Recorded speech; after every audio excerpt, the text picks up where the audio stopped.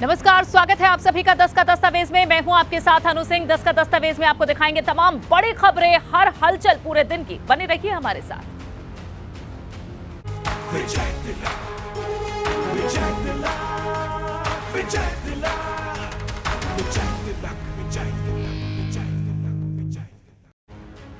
खबरों की शुरुआत करेंगे मैनपुरी उपचुनाव से, जिसे लेकर कल भाजपा और सपा के दिग्गज प्रचार करने उतरेंगे। कल रघुराज शाक्य के समर्थन में सभा करेंगे सीएम योगी आदित्यनाथ। तो करहल विधानसभा के अंदर नर्सिंग इंटर कॉलेज में सीएम की जनसभा होगी। दोपहर 1 बजे रघुराज शाक्य के समर्थन में सीएम योगी जनसभा करेंगे। वहीं कल डिंपल के लिए अखिलेश यादव भी जनसंपर्क करने उतरेंगे। मैनपुरी विधानसभा में अखिलेश यादव का जनसंपर्क होना है। डिंपल यादव जसवंत नगर विधानसभा में जनसंपर्क करेंगी, तो शिवपाल यादव किशनी में मोर्चा संभालेंगे। किशनी विधानसभा में वे जनसंपर्क करेंगे। तो कल मैनपुरी में दिग्गजों का तांता लगने वाला है। कल डिंपल यादव के लिए अखिलेश यादव, शिवपाल यादव और खुद डिंपल यादव जनसंपर्क करने उतरेंगी। तो वहीं मुख्यमंत्री योगी आदित्यनाथ भी प्रचार करेंगे। और नितिन हमारे संवाददाता ज्यादा जानकारी देंगे। नितिन, कल का दिन कई दिग्गज मैनपुरी उपचुनाव में जमीन पर प्रचार करते हुए नजर आएंगे। बताएं कि कौन से ये मुख्य दौरे हैं, किस वक्त से शुरू हो जाएंगे? देखिए, कल सबसे महत्वपूर्ण दौरा जो मैनपुरी लोकसभा उपचुनाव से जुड़ा हुआ है वो है मुख्यमंत्री योगी आदित्यनाथ का।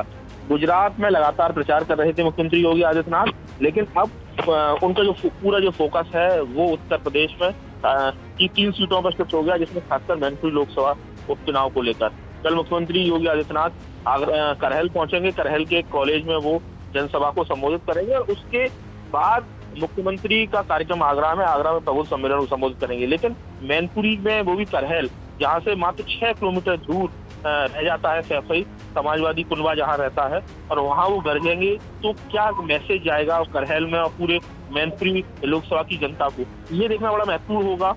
किन किन मुद्दों को वो उठाते हैं। इसके साथ ही कल भी पूरा जो सैफई कुनबा है वो भी अलग अलग विधानसभा क्षेत्रों में उनके तमाम, कहा जाए, तूफानी दौरे हैं। एक दिन में 10-10, 15-15 जगह जनसंपर्क लगातार अखिलेश यादव, डिंपल यादव और परिवार के तमाम जो अहम सदस्य हैं वो कर रहे हैं, बड़े नेता कर रहे हैं। तो कल भी जो सियासी तापमान है वो जबरदस्त तरीके से देखा जाए तो कल भी देखने को मिलेगा। और अब इलेक्शन जैसे जैसे 5 तारीख नजदीक आ रही है, पूरा जोर समाजवादी पार्टी ने लगा दिया है। भारतीय जनता पार्टी ने पूरी जोर लगा दी है। आज डिप्टी सीएम केशव मौर्य थे और ऐसे में अब कल मुख्यमंत्री योगी आदित्यनाथ रहने वाले हैं। तो कुल मिला के कहा जाए, जो सियासी तापमान है और जो चुनावी जो वो बढ़ने वाला है। लेकिन करहल अखिलेश यादव की विधानसभा है और अभी तक जिस तरह से बयानबाजी दोनों खेमों से चल रही है, सपा और भाजपा से, अब मुख्यमंत्री क्योंकि इस रण में उतर रहे हैं और वो पहली दफा मैनपुरी में जनसभा करने जा रहे हैं, वो भी अखिलेश यादव के विधानसभा क्षेत्र से, तो यहाँ इंतजार करना होगा कि मुख्यमंत्री यहाँ से क्या सपा के लिए कहते हैं, क्या उनकी इस दावेदारी के लिए, उनके गढ़ के लिए क्या कहते हैं। शायद इसका इंतजार करना बहुत जरूरी है। बिल्कुल नहीं, कल ये बिल्कुल योगी आदित्यनाथ के शब्दों पर गौर करना कल बड़ा दिलचस्प रहने वाला है, क्योंकि करहल वो क्षेत्र है जहाँ से उनके सबसे बड़े कॉम्पिटिटर अखिलेश यादव वहाँ से एमएलए हैं। समाजवादी पार्टी का कहा जाए बहुत मजबूत गढ़ है। 68,000 वोटों से अखिलेश यादव जीते थे एसपी सिंह बघेल से। आप समझ सकते हैं जब पूरी पार्टी वहाँ कैंपेन कर रही थी। तो ऐसे में कल जो नरसिंह यादव इंटर किशनी चौराहे पर जो जनसभा होगी उसका इंतजार है। शुक्रिया नितिन, आगे भी आपसे जानकारी लेते रहेंगे। फिलहाल के लिए शुक्रिया। बढ़ेंगे आगे। भाजपा प्रत्याशी रघुराज शाक्य की जीत के लिए भाजपा ने पूरी ताकत झोंक दी है। डिप्टी सीएम केशव प्रसाद मौर्य ने सड़क पर उतरकर रघुराज शाक्य के लिए जनसंपर्क किया। डिप्टी सीएम को देखने के लिए सड़कों पर जनसैलाब उमड़ पड़ा। इस दौरान केशव प्रसाद मौर्य ने कहा कि मैनपुरी लोकसभा उपचुनाव में इस बार कमल खिलेगा और नेताजी का भाजपा सम्मान करती है, लेकिन अखिलेश यादव को नेताजी के नाम पर वोट मांगने का अधिकार नहीं है।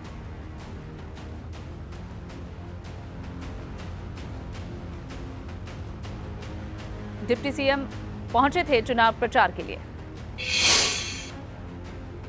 जब जनसंपर्क में इतना सैलाब उमड़ रहा है तो आप कल्पना कर सकते हो मैनपुरी में कितना कमल खिलने वाला है। को जनता वोट नहीं देती होगी, वो अधिकारियों के सहारे रहते रहे हैं या गुंडों के सहारे रहते थे।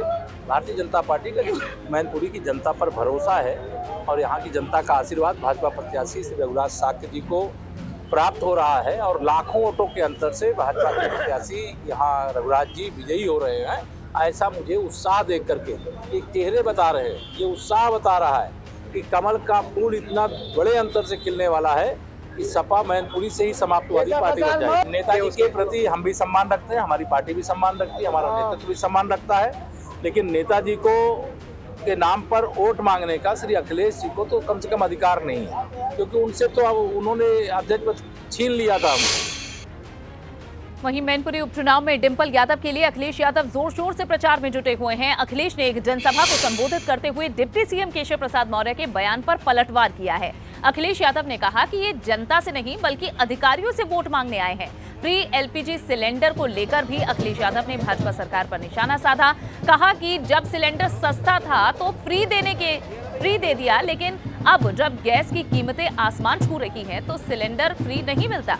अखिलेश यादव ने 100 नंबर को 112 किए जाने पर भी चुटकी ली है और जनता से अपील की है कि उपचुनाव में बढ़ चढ़कर हिस्सा लें और डिंपल यादव को भारी वोटों से जीत दिलाएं।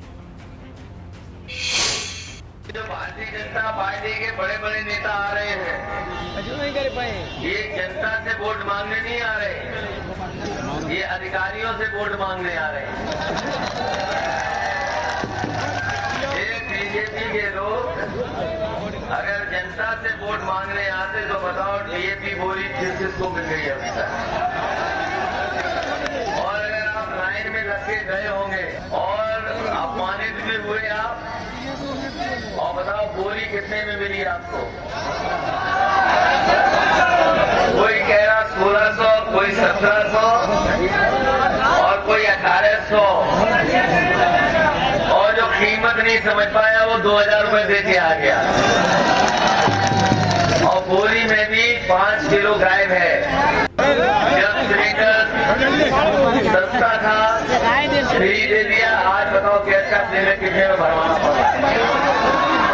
डीजल पेट्रोल कितना महंगा हो गया है? डीजल पेट्रोल महंगा हो गया आपका।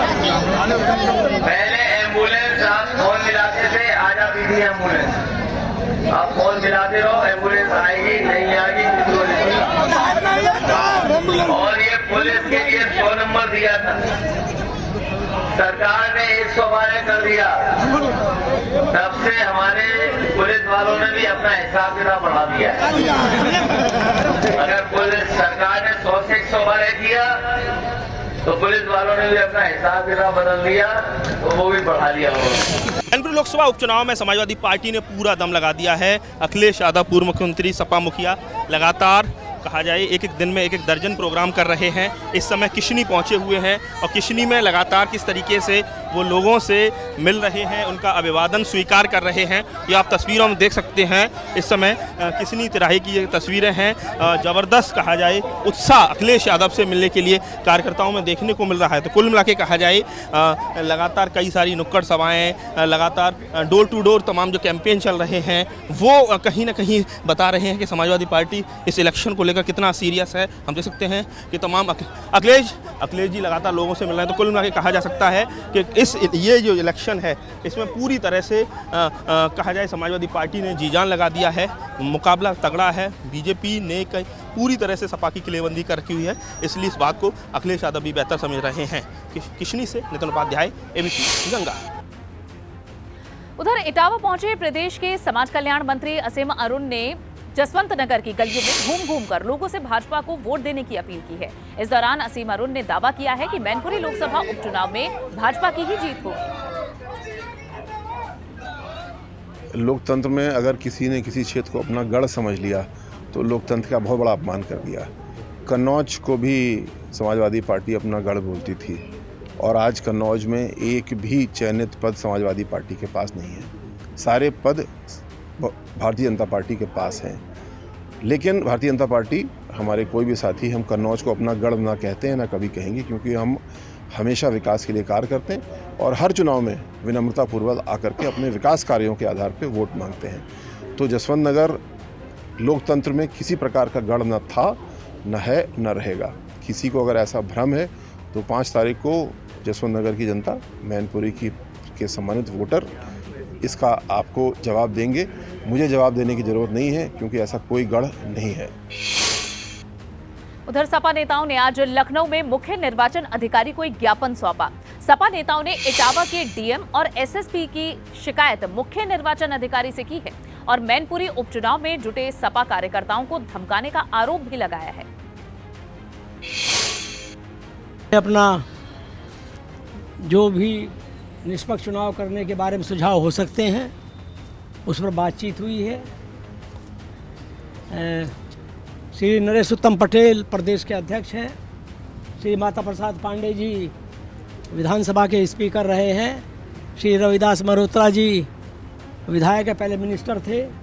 के श्रीवास्तव जी, हम लोग 5 लोगों ने ज्ञापन भी मुख्य निर्वाचन अधिकारी को दिया है।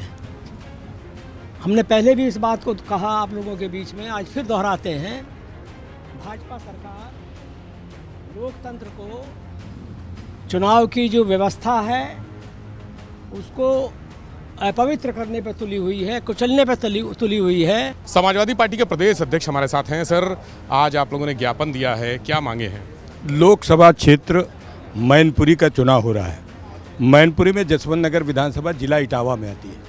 इटावा के जिलाधिकारी और वरिष्ठ पुलिस अधीक्षक द्वारा वहाँ ग्राम प्रधानों को, क्षेत्र पंचायत के सदस्यों को और जिला पंचायत के सदस्यों को, ब्लॉक प्रमुखों को और कार्यकर्ताओं को धमकाया जा रहा है कि आप भारतीय जनता पार्टी के पक्ष में वोट करिए।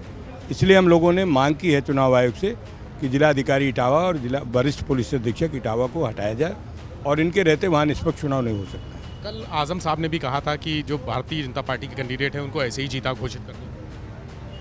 देखिए, हम तो ये जानते हैं कि लोकतंत्र में निष्पक्षता, निर्भीकता जरूरी है और आज भारतीय जनता पार्टी के राज में लोकतंत्र बहुत कमज़ोर हो रहा है। केशव मौर्य ने आज सभा की है वहाँ और उनका भी आरोप है कि चुनाव में धनबल का इस्तेमाल हो रहा है, पैसे बांटे जा रहे हैं। उनकी तरफ से जो कहा जाता है उसके जस्ट उल्टा करते हैं। ये काम सत्ता के लोग ही कर रहे हैं। बहुत शुक्रिया। नरेश उत्तम पटेल जी समाजवादी पार्टी के प्रदेश अध्यक्ष हमारे साथ थे और उनका कहना है कि जो केशव मौर्य आरोप लगा रहे हैं वो गलत है, वो सत्ता में है और सत्ता का दुरुपयोग भाजपा करती है। कैमरा से हरिओम के साथ विवेक त्रिपाठी, एबीपी गंगा, लखनऊ। और अब बात करते हैं खतौली की। खतौली उपचुनाव में प्रचार के लिए पहुंचे भाजपा के प्रदेश अध्यक्ष भूपेंद्र चौधरी ने किसानों से संवाद किया और इस दौरान उन्होंने पिछली सरकारों पर निशाना साधा। कहा कि पिछली सरकारों के हमने पाप धोने का काम किया है। किसानों की परेशानी में सरकार हर वक्त उनके साथ खड़ी है।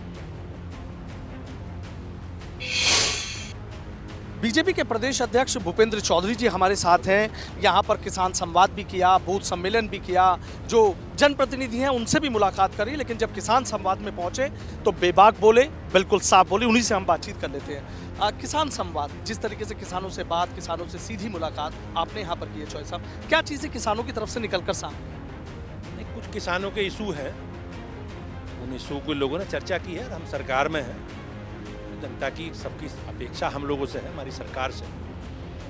सरकार सबका समाधान करेगी। हमने बहुत अच्छा काम कृषि क्षेत्र के लिए किया है हमारी सरकारों ने, और जो विषय रह गए हैं उनको भी पूरा करने का आश्वासन हम लोगों ने दिया। अभी की सरकार में कोई शुगर मिल बिका नहीं, हमने सर शुगर मिल नए लगाए हैं। हमने शुगर मिलों की जो क्षमता है, पेराई क्षमता, उसकी वृद्धि कराने का काम किया। और सरकार ने एक ऐसी नीति लेकर आई है कि आज किसान के भुगतान की व्यवस्था व्यवस्थित है, अच्छी भुगतान की व्यवस्था। अधिकांश शुगर मिलों ने पुराना भुगतान सब कर दिया, जो पुराने पाप थे सब हमने धो दिए। और सरकार पार्टी ने अपने संकल्प पत्र में ये कहा है कि जो केन एक्ट के अनुसार 14 दिन के भुगतान की व्यवस्था है, 50 साल हो गए उसे आए हो, किसी ने पूरा नहीं किया। हम आने वाले 4 साल में पूरा करें। भूपेंद्र चौधरी जी सीधा कह रहे हैं कि जो पुरानी सरकारों के पाप थे वो धोने का काम किया है। किसानों की जो तमाम समस्याएं हैं, किसानों की जो तमाम परेशानियां हैं, उनको सुन रहे हैं और हमारी जिम्मेदारी भी बनती है, जो कि सरकार में है। तो किसानों ने जो अपनी परेशानी और बातें बताई हैं, उनके समाधान को वो किसानों को भरोसा दे गए हैं। लेकिन इतना ज़रूर कह गए हैं कि बीजेपी ने किसानों के लिए क्या किया, इस बात को बताना और जताना वो बिल्कुल नहीं भूले। वीडियो जर्नलिस्ट सत्येंद्र सिंह के साथ सनुज शर्मा, एबीपी गंगा, खतौली। देवरिया से एक बड़ी खबर मिल रही है। एक हादसे की खबर है जहां स्कूटी सवार को बस ने टक्कर मार दी और सीसीटीवी में इस हादसे की तस्वीरें कैद हुई हैं। हादसे में युवक के सिर पर गंभीर चोटें आई हैं। स्थानीय लोगों ने युवक को अस्पताल में भर्ती कराया। स्कूटी सवार ने हेलमेट नहीं पहना हुआ था, जिससे हालत गंभीर है। ये तस्वीर आप देख सकते हैं किस तरह से तेज रफ्तार बस स्कूटी सवार को टक्कर मारती है। ये आगे खड़े ऑटो से टकराता है और हेलमेट ना पहनने की वजह से चोट गंभीर लगी है। आप देख सकते हैं सड़क पर ही ये व्यक्ति गिर गया। फिलहाल ये अस्पताल में भर्ती है। संभल सदर कोतवाली थाना क्षेत्र के आदमपुर रोड पर एक होटल में प्रेमी युगल संदिग्ध परिस्थिति में मिला, जिसके बाद दोनों को पुलिस ने हिरासत में ले लिया। जैसे ही लोगों को इसकी सूचना मिली, लोगों ने भारी भीड़ जमा कर दी। भीड़ को तितर बितर करने के लिए पुलिस ने लाठीचार्ज तक किया, जिससे मौके पर भगदड़ मच गई। दरअसल कुछ दिनों पहले भी पुलिस ने होटल पर छापा मारा था और 13 जोड़ों को यहां से पकड़ा था।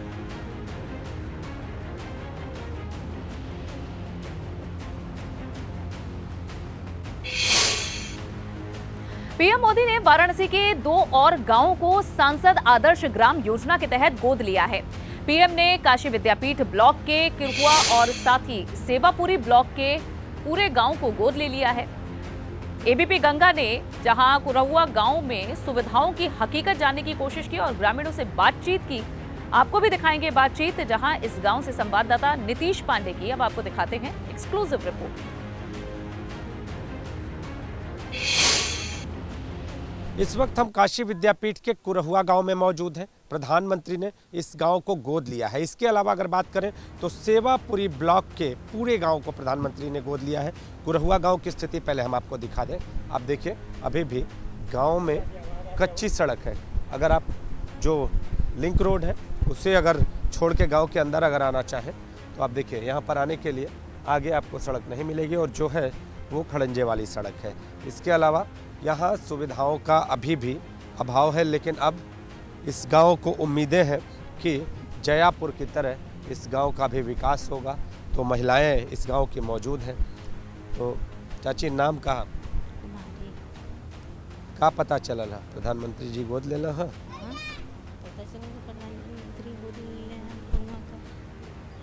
सब का हो जाए का पता? स्कूल ये सब बने, स्कूल बने, सड़क बने, सब बदे पानी लाइन बदे कर हो से। जी आपसे जानना चाहेंगे उम्मीदें कैसे? उम्मीद ही है ये भैया की मतलब आगे तो ऐसे ही हुआ जैसे आगे बारिश होता है तो आगे जाने में दिक्कत होता है और सड़क वड़क बन जाए इधर तो अस्पताल बन जाए, बारात घर बन जाए। आपसे जानना चाहेंगे, आप तो टीचर भी हैं, तो कितनी बड़ी समस्या है इस गांव के लिए शिक्षा? यहाँ पे ना रोड इश्यूज तो हैं, हाँ, ट्रैवलिंग इशू, रोड इशू, अस्पताल, मतलब टोटली हर चीज़ का इशू है। First of all travelling issue वो इम्पॉर्टेंट है, क्योंकि जब तक आप टच में नहीं होंगे तब तक आप ट्रैवलिंग इशू रहेंगे तो आप कुछ भी चीज़ अफोर्ड नहीं कर पाएंगे। और सडनली इन्होंने बताया इनकी प्रॉब्लम, सडनली कुछ भी हो तो ऑन द स्पॉट तो यहाँ बोलते हैं ना माइंड एकदम ब्लॉक आउट हो जाएगा आपका। ऑब्वियसली सडनली कुछ होता है आपके लिए ट्रैवलिंग इशू एकदम नहीं है। पंचायत भवन है लेकिन गांव में शौचालय है? शौचालय है बट यूज़ नहीं हो रहा है। यूज़ नहीं होता? नहीं। इसके अलावा बारात घर यहाँ हमने तो अब जब से मैं फर्स्ट 1 ईयर हुआ, आफ्टर 1 ईयर से मैंने तो कुछ भी नहीं देखा यहाँ पे। ये जो महिलाएं हैं वो अपना उत्साह प्रकट कर रही हैं और इस उत्साहित मन से प्रधानमंत्री को धन्यवाद भी दे रही हैं कि उन्होंने इस गांव को विकास के लिए चुना है। कैमरामैन विशेष के साथ नीतीश कुमार पांडे, एबीपी गंगा, वाराणसी। और अब एक बड़ी खबर ग्रेटर नोएडा से, जहां पेड़ से एक बेकाबू स्कॉर्पियो टकरा गई। स्कॉर्पियो में परिवार था जो गाड़ी में फंस गया। एक महिला समेत 4 बच्चे गाड़ी में फंस गए। यह हादसा हुआ, तस्वीरें आपके सामने, जहां गैस कटर से गाड़ी को काटकर लोगों को बाहर निकालने की कोशिश की गई। धनकौर सिकंदराबाद रोड पर यह हादसा हुआ। तेज रफ्तार स्कॉर्पियो कार बेकाबू होकर पेड़ से टकरा गई। स्कॉर्पियो में एक पूरा परिवार सवार था जो कि गाड़ी में ही फंस गया और किस तरह से आसपास के लोगों ने इस गाड़ी में सवार लोगों को बाहर निकालने की कोशिश की तो ये बहुत मुश्किल था। बाद में गैस कटर से गाड़ी को काटकर लोगों को बाहर निकालने की कोशिश की गई। धनकौर सिकंदराबाद रोड पर यह हादसा हुआ है। फिलहाल सभी को अस्पताल में भर्ती करा दिया गया है। बताया जा रहा है कि गाड़ी की रफ्तार बहुत तेज थी। ड्राइवर ने गाड़ी से कंट्रोल खोया और उसके बाद ये पेड़ से जा टकराई। टक्कर इतनी तेज थी कि गाड़ी दब गई बुरी तरह से और जो इसमें सवार लोग थे, जो पूरा परिवार था, वो फंस गया गाड़ी के अंदर ही। लोगों ने निकालने का प्रयास किया तो बहुत मुश्किलें आईं। उसके बाद गैस कटर मंगाया गया, गाड़ी को काटकर इन सभी परिवार के सदस्यों को बाहर निकाला गया और तुरंत अस्पताल पहुंचाया गया। और अब एक बड़ी खबर नोएडा से मिल रही है, जहां पुलिस का ऑपरेशन क्लीन जारी है। यहां पुलिस कमिश्नर आलोक सिंह के नेतृत्व में ये ऑपरेशन क्लीन चला है। थाना 58 और थाना 39 इलाके में बदमाशों से मुठभेड़ हुई। कई लूट और चोरी के मामले में फरार बदमाशों से मुठभेड़ की ये सूचना है। ऑपरेशन क्लीन के तहत बदमाशों पर शिकंजा कसने की लगातार नोएडा पुलिस कोशिश कर रही है। पुलिस कमिश्नर आलोक सिंह के नेतृत्व में ये ऑपरेशन क्लीन चला है, अब जिसमें 58 थाने और थाना 39 इलाके के बदमाशों से मुठभेड़ की ये सूचना। तस्वीरें भी, जहां कई लूट और चोरी के मामले में फरार बदमाशों से मुठभेड़ हुई, जिसके बाद इन्हें गिरफ्तार कर लिया गया। गोली लगे घायल बदमाशों को अस्पताल पहुंचाया गया। लूट और चोरी के कई मामलों में ये वांछित चल रहे थे, लेकिन ऑपरेशन क्लीन के तहत पुलिस अब ऐसे बदमाशों पर, अपराधियों पर शिकंजा लगातार कस रही है।